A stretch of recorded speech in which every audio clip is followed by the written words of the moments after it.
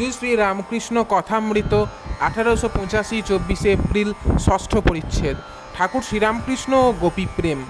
গিরিশ শ্রীরামকৃষ্ণের প্রতি। মহাশয়, একাঙ্গী প্রেম কাকে বলে? শ্রীরামকৃষ্ণ: একাঙ্গী কিনা ভালোবাসা একদিক থেকে, যেমন জল হাঁসকে চাচ্ছে না কিন্তু হাঁস জলকে ভালোবাসে। আবার আছে সাধারণী, সমঞ্জসা, সমর্থা। সাধারণী প্রেম নিজের সুখ চায়, তুমি সুখী হও আর না হও, যেমন চন্দ্রাবলীর ভাব। আবার সমঞ্জসা, আমারও সুখ হোক তোমারও হোক, এ খুব ভালো অবস্থা। সকলের উচ্চ অবস্থা সমর্থা, যেমন শ্রীমতীর। কৃষ্ণ সুখে সুখী, তুমি সুখে থাকো, আমার যাই হোক।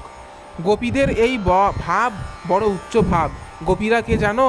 রামচন্দ্র বনে বনে ভ্রমণ করতে করতে ষষ্ঠী সহস্র ঋষি বসেছিলেন, তাদের দিকে একবার চেয়ে দেখেছিলেন সস্নেহে। তারা রামচন্দ্রকে দেখবার জন্য ব্যাকুল হয়েছিলেন। কোনো কোনো পুরাণে আছে তারাই গোপী। একজন ভক্ত: মহাশয়, অন্তরঙ্গ কাহাকে বলে? শ্রীরামকৃষ্ণ: কীরকম জানো? যেমন নাট মন্দিরের ভিতরে থাম, বাইরের থাম, যারা সর্বদা কাছে থাকে তারাই অন্তরঙ্গ। শ্রীরামকৃষ্ণের মহিমাচরণের প্রতি। কিন্তু জ্ঞানী রূপও চায় না, অবতারও চায় না। রামচন্দ্র বনে যেতে যেতে কতকগুলি ঋষিদের দেখতে পেলেন। তারা রামকে খুব আদর করে আশ্রমে বসালেন।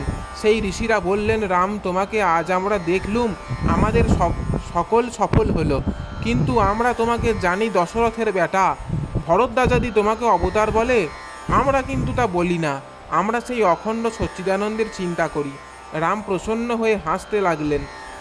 আমার কি অবস্থা গেছে, মন অখণ্ডে লয় হয়ে যেত, এমন কত দিন। সব ভক্তি ভক্ত ত্যাগ করলুম, জড়ো হলুম, দেখলুম মাথাটা নিরাকার, প্রাণ যায় যায়।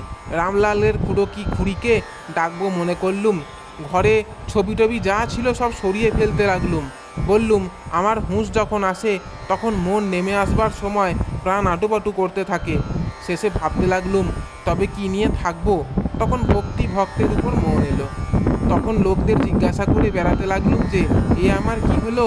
ভোলানাথ বললে, ভারতে আছে। সমাধিস্থ লোক যখন সমাধি থেকে ফিরবে তখন কি নিয়ে থাকবে? কাজেই ভক্তি ভক্ত চাই, তা না হলে মন দাঁড়ায় কোথা? জয় ঠাকুরমা স্বামীজি।